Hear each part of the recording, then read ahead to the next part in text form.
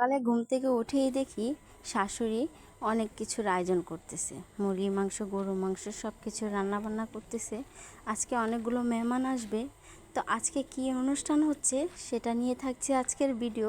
সম্পূর্ণ ভিডিওটা দেখলে আপনি বুঝতে পারবেন যে আজকে কিসের অনুষ্ঠান হচ্ছে। আসসালামু আলাইকুম, সবাই কেমন আছেন? আশা করি ভালো আছেন। আমিও ভালো আছি। প্রতিদিনের মতন একটা নতুন ভিডিও নিয়ে আপনাদের সাথে হাজির হলাম। গত দুদিন ধরে অনেক ব্যস্ততায় দিন কাটতেছে। পেজে ভালোভাবে ভিডিও আপলোড করতে পারতেছি না, এত ব্যস্ততা কাটতেছে। আর এখানে আজকে মেহমান আসবে, শাশুড়ি অনেক কিছু আয়োজন করতেছে, মাছ আর এগুলি দিয়ে খাসিয়া রান্না করবে। এটা হলো ধর এক পদের ডাল, আর এই তো মাছ ভাজবে আর ডিম আছে আর সব কিছুই কোটাবাটা করে নিচ্ছে। আমি একটু নাড়াচাড়া করে নিচ্ছি। সকাল সকাল ঘুম থেকে উঠেই দেখি শাশুড়ি সব কিছুই আয়োজন নিয়ে রান্না চড়িয়ে দিয়েছে। এখনও আমি নাস্তা করিনি, প্রায় বাজে 7:30 পৌনে 8টার মতন। আর ভাবলাম যে একটু মুখ ধুয়ে এই তো আমি একটু ঘরটা গুছিয়ে নিই, যেহেতু অনেক মেহমান আসবে।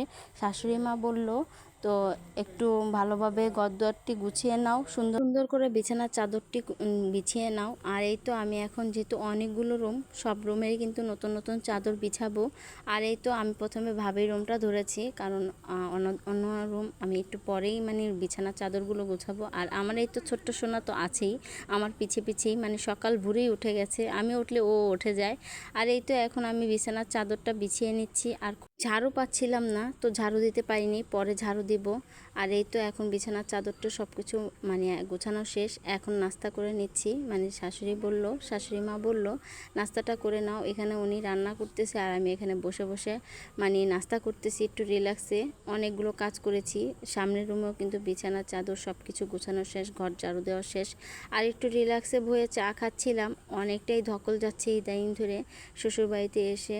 আর একটু ধকল যাচ্ছে হলো, একটু পরে জানাচ্ছি কেন ধকল যাচ্ছে। আর এই তো এখানে গরু মাংসটাও কষাচ্ছে ভালোভাবে সুন্দর করে। আর এই তো দেখুন আমার ছেলের সুন্নতি খদনা করেছি, এটারই আয়োজন করছে। আজকে 3 দিন হয়েছে এখানে, ও লুঙ্গি পরবে না, ওকে একটু দেখা দিচ্ছি, ও কান্না করতেছে, ও পরতেই চাচ্ছে না, ও উদাম হয়ে যাচ্ছে। আর এখন তো মেহমান আসবে, তাই ভাবলাম যে ওকে একটু লুঙ্গিটা পরিয়ে নিই। ও একদমই কান্নাকাটি করে, লুঙ্গি পরতেই চায় না, তো ওকে গামছা পরা দিছি। গামছা পরানোর পর নিজের ঘরটাও গুছিয়ে নিচ্ছি, যেহেতু আমার বড় যা, বড় ভাসুর সব যারা একসাথেই আসবে আমার বাসায়, আমার শাশুড়ির বাসায় সবাই আমার ছেলেকে দেখতে আসবে। আর এই তো আমার ননদও কিন্তু আসবে। আর এই তো এখানে আমার ঘরটাও গুছিয়ে নিচ্ছি। আসার পর থেকে আমি এগুলি গুছানোর টাইমই পাচ্ছি না, এত ব্যস্ততার সময় যাচ্ছে।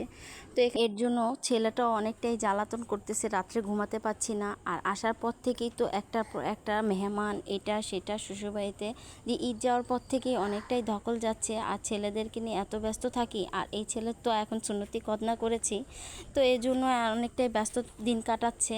ওর জ্বালাপোড়া জ্বালাতন এগুলি ওর সহ্য করতে হয়। তো এখানে এই তো সবার খাওয়া দাওয়া শেষ করে এই তো আমার ছেলের একটু খেলতেছে। সবাই আমার ছেলের জন্য দোয়া করবেন, মাশাআল্লাহ বলতে ভুলবেন না। ভিডিওটা ভালো লাগলে একটি শেয়ার করে দিবেন। আর এই তো সবাইকে অসংখ্য ধন্যবাদ আমার ভিডিওটা এ পর্যন্ত দেখার জন্য। সবাই ভালো থাকবেন, সুস্থ থাকবেন। সবাইকে আসসালামু আলাইকুম।